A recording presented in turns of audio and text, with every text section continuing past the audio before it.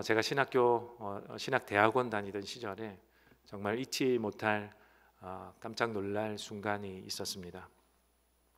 일본에 있는 신학생들이 저희 학교로 고려신학대학원으로 이렇게 찾아왔었습니다. 손님으로. 고베 신학교 학생들이었는데 고려신학대학원은 고베신학교, 일본 고베신학교와 자매학교로 지금은 어떻게 하는지는 모르겠지만 제가 다닐 학교 당시에 1년은 한 해는 저희가 가고 한 해는 고베 신학생들이 왔는데 저는 그 모습을 처음 본 것입니다. 그 처음 일정으로 저희가 드리는 채플에 이 예배 때 들어와서 함께 예배를 드리고 이제 소개를 하고 인사를 하는데 그냥 인사가 아니라 첫 번째 일성이 90도로 인사를 하면서 먼저 저희 앞에 사죄를 했습니다. 다름이 아니고 본인들의 조상들, 국가가 지었던 범죄, 전쟁 범죄, 우리나라를 침략했던 침략 전쟁에 대해서 그들이 사죄를 했습니다. 그것도 아주 깍듯이 90도로 그것도 오랫동안 숙이고 있으면서 사죄를 한다. 그리고 소개를 했습니다. 비록 우리 조상들의 죄지만 이 나라에 끼친 해악이 너무 크다는 것을 본인들이 알았을 때 이렇게 해야겠다고 마음을 먹었다라고 했습니다. 그리고 방문했을 때 우리 신학생들 앞에서 90도로 고개를 숙이면서 사죄해달라, 정말 참회한다라고 이렇게 이야기를 했습니다. 그런 일본인이 일본 국민의 한 사람으로 한국인에게 사죄를 하는 것을 저는 그때 처음 보았습니다. 그 이후로 몇 차례 더 경험을 했지만 그 모습을 처음 봤을 때는 정말 충격적이었습니다. 제 마음속에는 국가가 지은 범죄를 그렇게 한 국민이 본인이 대표할 수도 없음에도 불구하고 그렇게 할 수 있을까? 과연 나라면 저렇게 할 것인가? 라는 마음도 들었지만 그들이 정말 참회한다, 사죄한다, 용서해달라고 이야기했을 때 그 마음에 이어지는 마음이 생기기도 했고 저도 개인 대 개인으로는 용서할 수밖에 없구나라고 생각했던 적이 있습니다. 그 모습이 지금도 눈에 선하고 잊혀지지 않는 저희 신학교 때의 경험입니다. 오늘 저와 여러분이 읽은 이사야 6장 이 전체를 읽었는데 이사야 6장 이 본문에도 이와 같은 한 사람이 등장을 합니다. 정말 이 전체의 이 국가의 범죄를 자신의 범죄로 여기고 이렇게 사죄함을 토로했던 일본의 그 신학생들처럼 이 국가 전체의 범죄 그 가운데 한 사람 나도 그 안에 있습니다라고 사죄하고 자백하는 그 한 사람이 등장하는데 그가 바로 이사야 선지자입니다. 오늘 본문의 6장 본문 8절 말씀을 다시 한번 보겠습니다. 그때 나는 주님께서 말씀하시는 음성을 들었다. 내가 누구를 보낼까? 누가 우리를 대신하여 갈 것인가? 내가 아뢰었다. 제가 여기에 있습니다. 저를 보내어 주십시오. 우리는 이 구절을 저도 초등부 시절부터 중고등학교 시절까지 수련회 때마다 정말 많이 들었습니다. 복음 전도를 하러 갈 사람 여기 손을 들어 보십시오. 선교사로 헌신할 사람 손을 들어 보십시오 할 때마다 이 구절을 이렇게 보여주고 강사가 또 설교자가 앞에서 이사야처럼 헌신하는 사람 손을 들어 보십시오 라고 했던 기억이 정말 수차례 지금도 기억이 납니다. 그런데 오늘 이 구절이 면밀히 찾아볼 때 면밀히 이것을 들여다볼 때 그냥 단순히 소명을 받기 위해서 내가 목회자로 아니면 전도자로 아니면 선교사로 소명을 받기 위해서 부름받기 위해서 그냥 단순히 주어진 말씀 그 정도의 말씀이 아니라는 것을 우리가 살펴볼 수 있습니다. 오늘 저는 이것을 여러분과 함께 나누어 보려고 합니다. 그래서 우리가 소위 이렇게 알고 있었기 때문에 이사야 6장을 소명장이라고 이야기하고 여러분 소명을 받으셨습니까? 라고 할 때 이 이사야 6장을 이렇게 언급하는 것이 아닐까 생각을 해봅니다만, 단순히 이사야가 그냥 그렇게 부르심을 받고 소명을 받은, 내가 선지자로서의 소명을 받은 그런 단순한 말씀은 아닙니다. 왜냐하면 이사야는 이미 1장부터 등장해서 5장까지 이미 예언의 말씀을 하고 있지 않습니까? 특별히 이사야 1장을 여러분 다 읽으셨을 텐데 1장에서는 굉장한 말씀들을 쏟아내면서 예언 활동을, 이미 선지자로서의 예언 활동을 하고 있었습니다. 그러니 이 선지자가 단순히 이렇게 하나님의 선지자로 부름받은 장이 6장이 아니라는 거죠. 다른 선지서들을 보면 보통은 다 1장에서 하나님이 그 선지자를 부르십니다. 그렇게 소명을 주시는데 이사야만 특이하게 6장에서 이 소명장이 나온다는 것은 단순한 이야기가 아니라는 것입니다.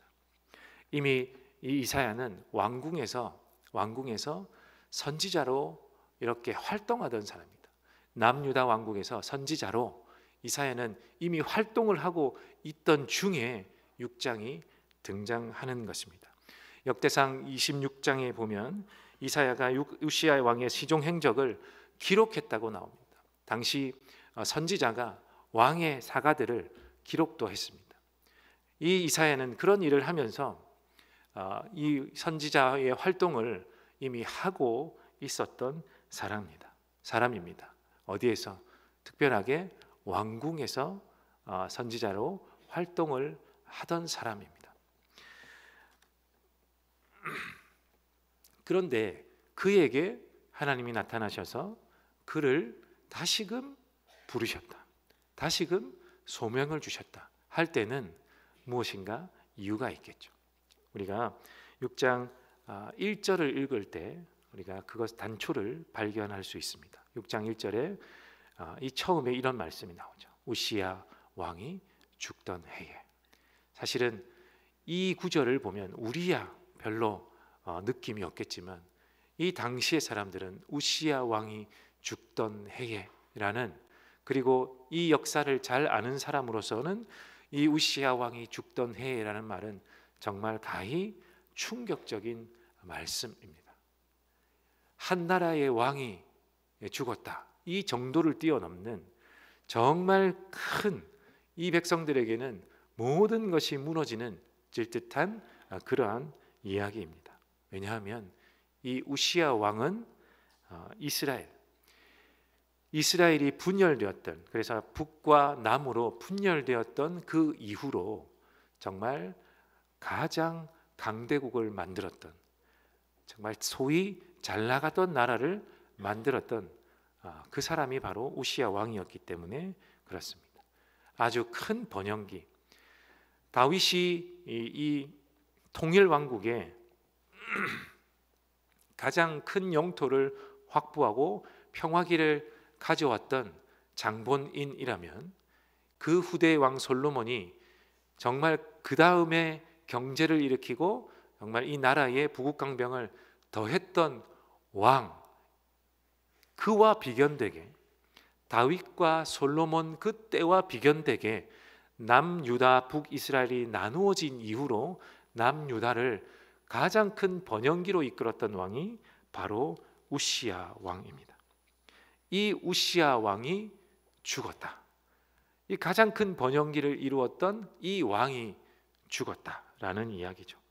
자, 이사야 선지자는 귀족 출신으로 왕궁에서 활동했던 이 선지자였기 때문에 이 왕의 행적을 다 보았고 이 나라의 부국 강병을 다 옆에서 지켜보았고 어쩌면 어느 정도는 관여하면서 일을 했기 때문에 이 유다 나라가 처한 상황을 누구보다 여실히, 왕궁 밖에서 보는 그 사람들보다 정말 뼛속 깊이 알만한 사람이었기 때문에 이 이사야가 말하기를 우시야 왕이 죽던 해에라는 것은 굉장히 큰 의미가 있는 것입니다.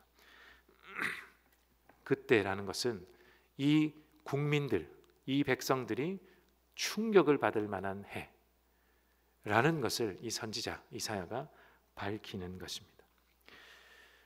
더욱 이사야가 걱정했던 것은 우시야 왕은 초기 통치 때에 하나님 앞에 선한 모습을 보였기 때문에 하나님이 그에 대한 복으로 부국강병을 정말 제2의 번영기를 주신 것인데, 그런데 역대하 26장 이하를 쭉 보면 이 우시야가 16세 되는 때에 왕이 되어서 52세까지 정말 다소 긴 기간을 통치했는데, 처음 기간 동안에 정말 하나님의 사랑을 받고 또 이 나라를 잘 이끌었다면 후반기로 갈수록 왕은 점점 변해갑니다. 우시야 왕은 점점 변해갑니다. 마지막 그래서 12년 내지 13년 정도는 사람이 정말 바뀌었다 할 만큼 사람이 바뀌어서 처음에 그 선한 왕의 길을 가지 않습니다. 다 버리고 악한 왕의 그 행적을 보였습니다. 그러니 그 모습 또한 이사야가 다 보았기 때문에 이 우시야가 죽었다라는 것은 이제 우리는 어떻게 될 것인가 라는 것을 그렇게 걱정하게 되는 것이죠. 우시야 왕이 나중에는 그 악한 왕의 길을 갈 때 하나님이 심판하시죠. 그래서 마지막 이 기간 동안에는 이 나병에 걸리죠. 문둥병이라고 하는 이 나병에 걸려서 별궁에 거하게 됩니다. 그 당시만 해도 문둥병은 전염이 된다, 하나님의 저주를 받은 병이다 라고 생각했기 때문에 격리되어서 별궁에 거했습니다. 그러면 왕에서 물러나야 되는데도 불구하고 물러나지 않습니다. 이 우시야가 갑자기 병에 걸렸기 때문에 그 아들 요담이 이제 왕위가 되는데, 이 요담이 어렸기 때문에 요담을 믿지 못하고 우시야가 섭정을 합니다. 섭정하는 기간이 마지막에 꽤 오랜 기간이 있었습니다. 사실 이 우시야의 아들 요담은 악한 왕이기는 했지만 그 악함을 본인이 다 드러낼 만한 그런 통치 기간이 사실은 몇 년 되지 않습니다.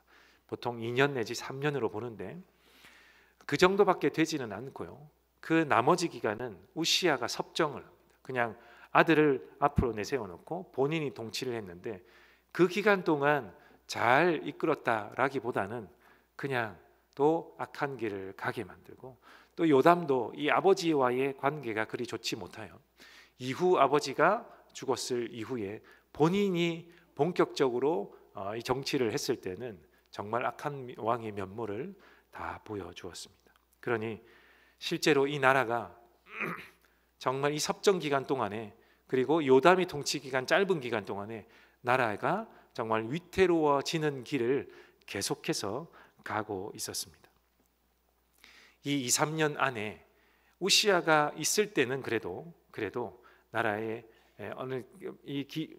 나라의 기운이 기울어 가고는 있었지만, 이후에 이 모든 이방의 나라들이 이 우시야의 이름을 알았기 때문에 그냥 움직이지 않았다고 한다면, 이 요담 2, 3년 동안에는 나라가 급격하게 몰락했기 때문에 정말 이 나라의 상황이 풍전등화와 같이, 국제 정세로 볼 때 어느 나라나 와서 침략해도 막을 수조차 없는 그러한 약소국, 이 강대국에서 갑자기 약소국으로 변해버리는 그러한 지위의 나라의 상황이 처해 있었습니다. 그러니 우시야가 죽었을 해라는 것은 정말 우리에게는 큰일 났구나, 정말 보호막 같은 것들이 다 사라지고 모든 나라가 우리나라를 노리겠구나, 이제 곧 전쟁이 나겠구나, 우리나라는 또 포로기에 접어들 수도 있겠구나, 이것을 이렇게 걱정해야 되는 시기가 바로 도래했다라는 것이 바로 이 6장 1절의 말씀입니다.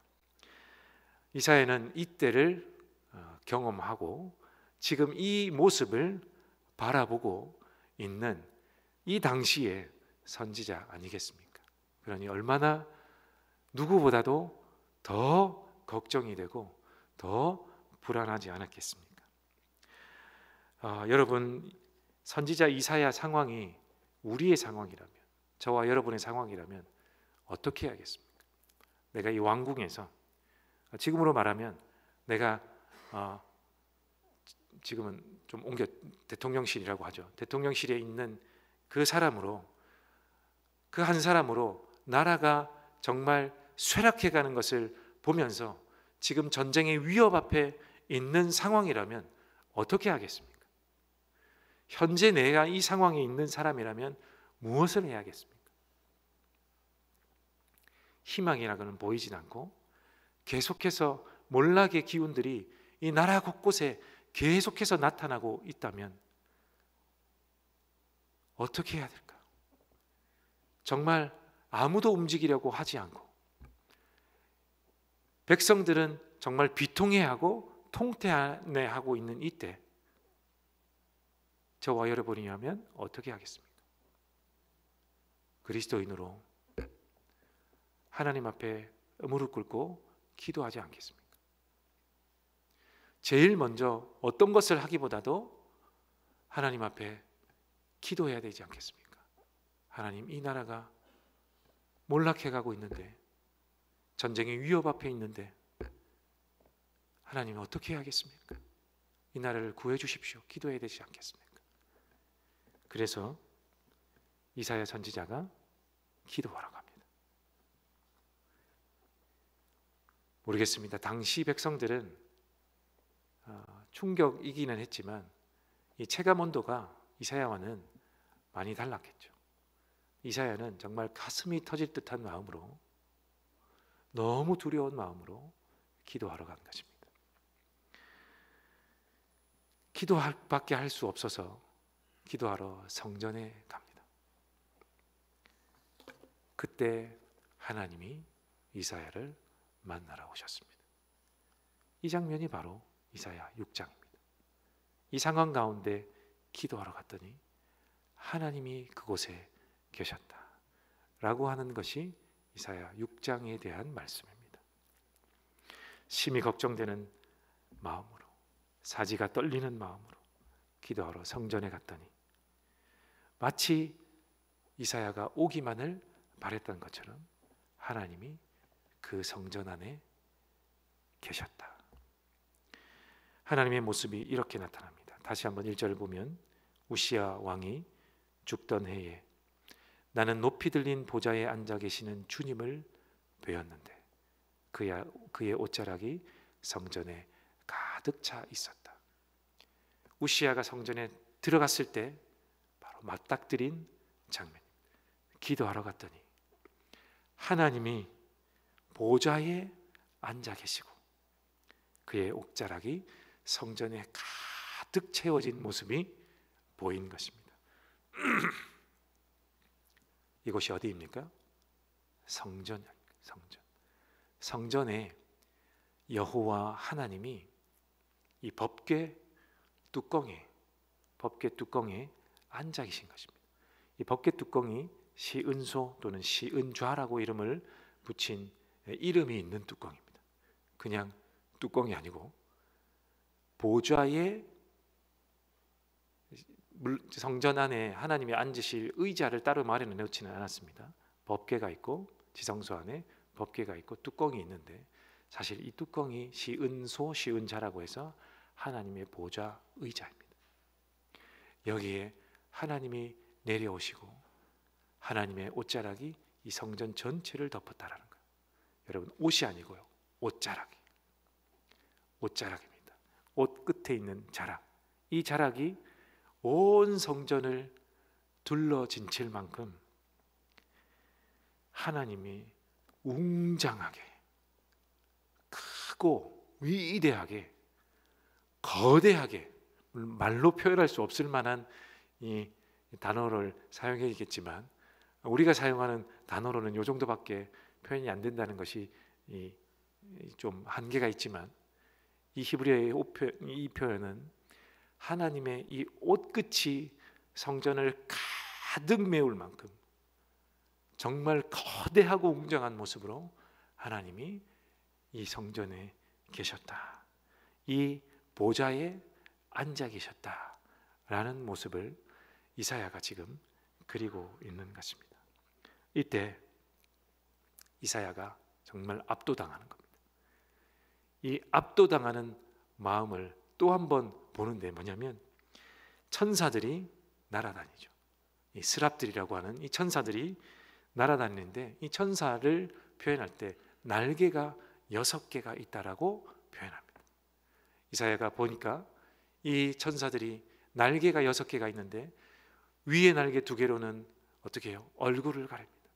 하나님의 영광의 광채가 너무나 눈부시기 때문에 이 옆에 있는 천사 스랍들도 볼 수가 없어서 이렇게 얼굴을 가리고 중간에 있는 날개 2개로는 날아다니고 있고 아래 날개 2개는 어떻게 해요? 거룩하신 하나님이기 때문에 이 흠도 티도 없는 거룩하신 하나님이기 때문에 발끝에 티라도 보일까 봐 이 발을 이렇게 가리는 겁니다. 천사가 그렇게 지금 날아다니고 있는 겁니다. 이 성전 안에 그 모습, 이 영광스러운 하나님을 표현하는 모습입니다.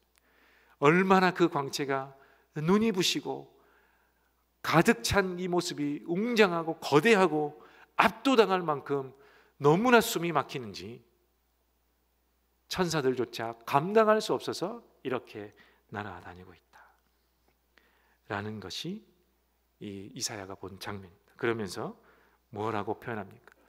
거룩하다, 거룩하다, 거룩하다.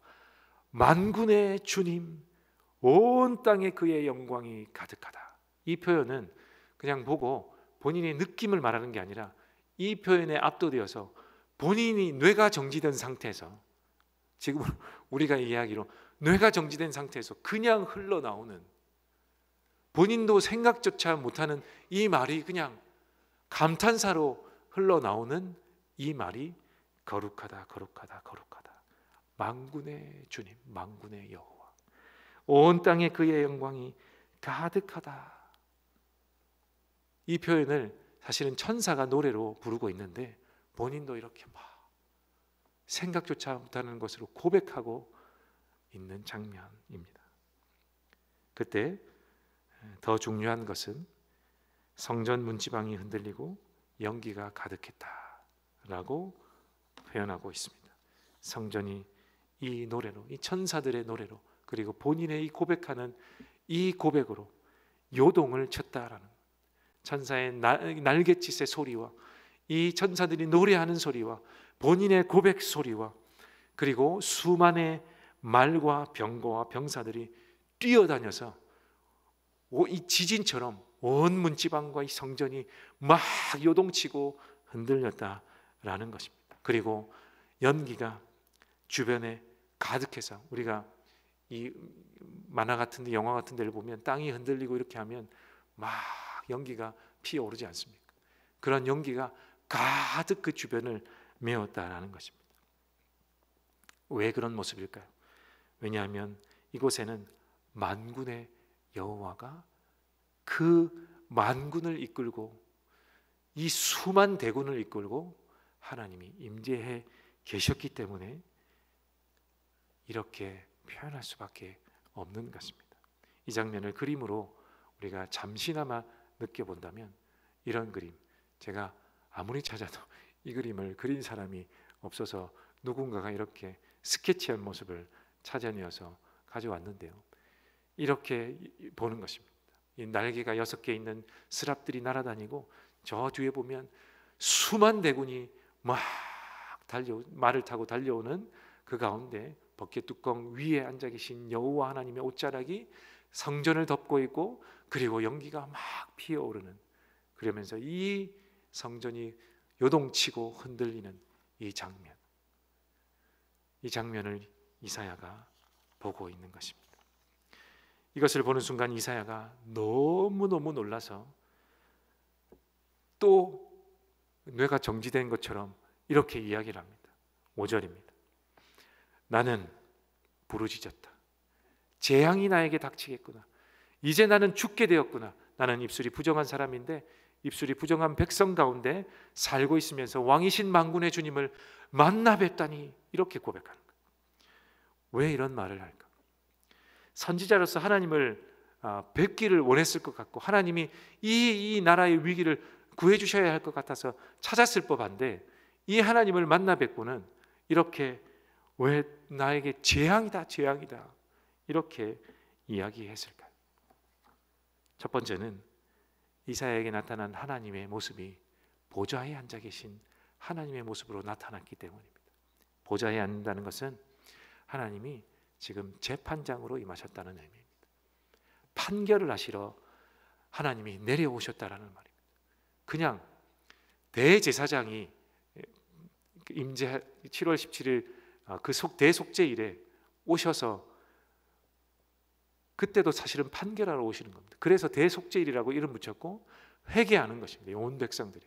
그런데 그런 날이 아니라 이 보좌로 임재하셨다는 것은 큰일 났다라는 거죠.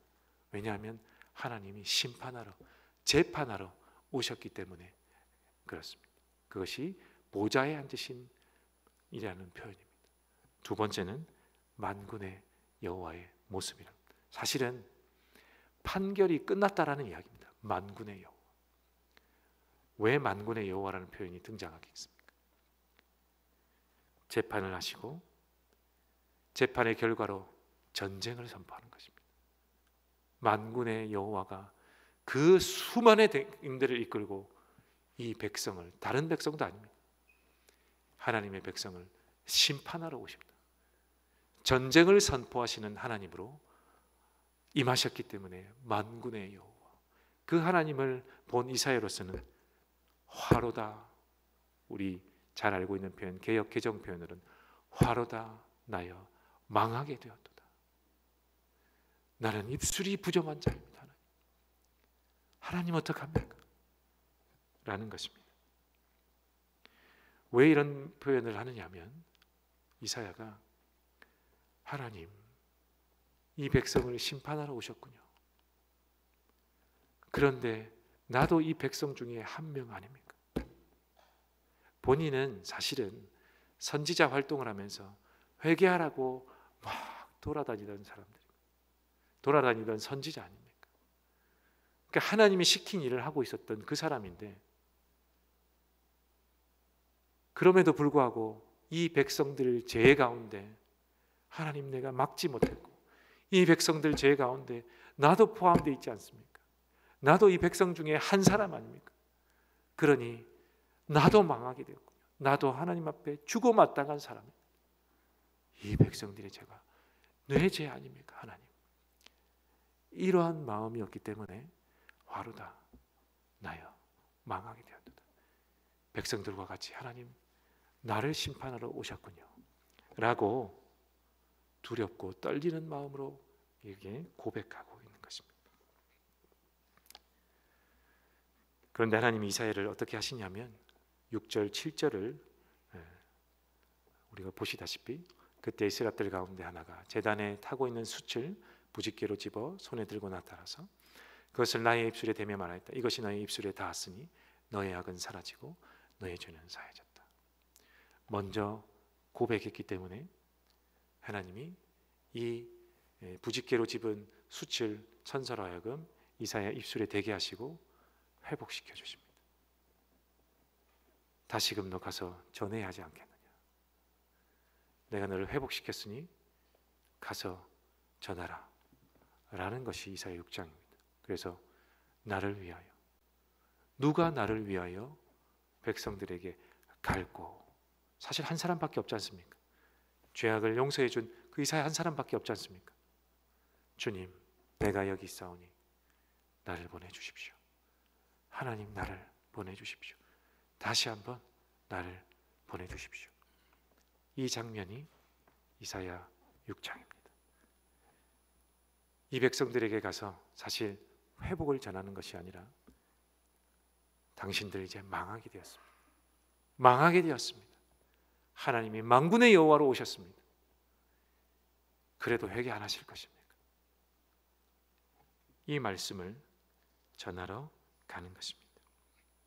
심판을 알리고 그제서야 본인처럼 심판을 해야, 회개를, 그 다음에 회개를 해야 회복이 있기 때문에 심판을 날리고 회개하게 하고 그 다음에 회복을 선포하는 자로 이사야가 다시금 부름받고 이 백성들에게 가는 것입니다. 하나님의 임재 앞에 자신을 이스라엘의 같은 죄인으로 보고 고백했기 때문에 다시금 하나님이 부르신 것입니다. 성도 여러분, 오늘 본문에서 가장 중요한 것이 바로 이것입니다. 이사야의 이런 모습. 하나님, 나도 이 죄악 가운데 동참하는 사람 아닙니까? 한 민족 아닙니까? 한 백성 아닙니까? 더욱이 나는 선지자임에도 불구하고 나는 별개의 사람이 아니라 라고 하는 이 모습, 나도 죄인 중에 한 명입니다. 이 모습이 이사야 6장에서는 가장 중요한 모습입니다. 성도 여러분, 우리라고 다를 리 없습니다. 교회의 직분을 받았다고 다를 리 없고 저라고 다르지 않습니다. 하나님의 말씀을 대언해서 전할 뿐 저 또한 죄악 가운데 있는 백성과 여러분과 또 이 수많은 이 대한민국에 존재하는 백성들과 다를 바가 없는 사람입니다. 교회의 죄악과 우리가, 한국 교회의 죄악과 우리가 무관하지 않습니다. 한국 교회에 몰락해가는 이 순간순간들 가운데 저의 죄악이 없지 않습니다. 우리도 이 안에 함께 있는 공동체입니다. 이 일본의 그 신학생들이 와서 본인들의 조상들의 죄들을, 자기들의 죄를 죄로 여기면서 사죄했을 때 긍휼의 마음이 저에게도 들었고 앉아있던 모든 우리 동료들에게 들었던 것처럼 마찬가지일 것입니다. 이 한국교회의 죄악과 이 사회 안에 있는 죄악들을 우리의 죄로 여기지 않는다면 우리에게는 희망이 없지 않겠습니까? 이 몰락해가는 순간에 나 하나 하나님 용서해 주십시오, 그렇게 편협한 기도로 이 시대를 우리가 살아갈 수 없지 않겠습니까? 이사야 6장을 보면서 저는 다시 한번 하나님 앞에 마음을 이렇게 내어놓았습니다. 하나님, 이 조롱받고 있는 한국교회와 무너져 간다고 하는 세대가 점점 줄어가고 있고 이 사회 안에서 여러 죄악들이, 이 죄의 참상들이 나타나고 있고 정말 출생률이 줄어가면서 다들 걱정해가는 이것들이 나와는 별개의 문제라고 생각했던 하나님, 내 모습이 있었음을 하나님 고백합니다. 우리의 죄악과 무관하지 않다는 것이 회복의 첫 열쇠라는 것을, 말씀을 다시금 보면서 저도 깨닫게 되었습니다. 성도 여러분, 이 교회의 죄악과 나라와 민족의 죄악이 우리의 죄악임을 우리도 함께 고백하면 좋겠습니다. 그리고 이 교회를 위해서, 작게는 은혜샘물교회를 위해서, 또 크게는 이 한국교회를 위해서, 더 크게는 이 대한민국의 나라와 민족을 위해서 하나님, 내가 여기에 있다는 것은, 이 나라의 백성으로 산다는 것은, 이 나라에서 기독교인으로, 교회의 일원으로 산다는 것은 하나님, 이사야 선지자처럼 이런 마음을 가지고 사는 것이군요. 그럴 때 하나님께서 이 나라와 민족을, 그리고 한국교회를 쳐다보시면서 누가 나를 위해, 나를 대신하여 갈 거라고 할 때 우리 또한 두렵고 떨리는 마음으로 하나님, 내가 여기 있습니다, 하나님 나를 보내주십시오 라고 헌신하는 저와 여러분이 되기를 바랍니다. 그에 먼저 앞서 하나님, 나도 이 민족 중에 한 사람 아닙니까? 이 한국교회 일원 중에 나도 한 사람 아닙니까? 하나님, 나를 먼저 긍휼히 여겨주시고 천사로 이사야의 입술에 대며 정하게 하셨던 것처럼 내가 먼저 죄악을 깊이 뉘우치고 주 앞에 회개할 때 하나님, 나의 입술도 정하게 하여 주시고 나의 마음의 입술 또한 정하게 하여 주시며 하나님, 내가 손들고 주 앞에 다시금 헌신하는 자 되게 하여서 나의 목장을 위해, 내 옆에 이웃을 위해, 내 교회를 위해, 이 한국교회를 위해, 나라와 민족을 위해 하나님, 내 할 일이 무엇인지 하나님 찾게 하여 주시고 날마다 기도하게 하여 주십시오라고 우리 선지자의 이사야 선지자의 마음을 다 갖게 되는 저와 여러분이 되시기를 주님의 이름으로 간절히 축원합니다.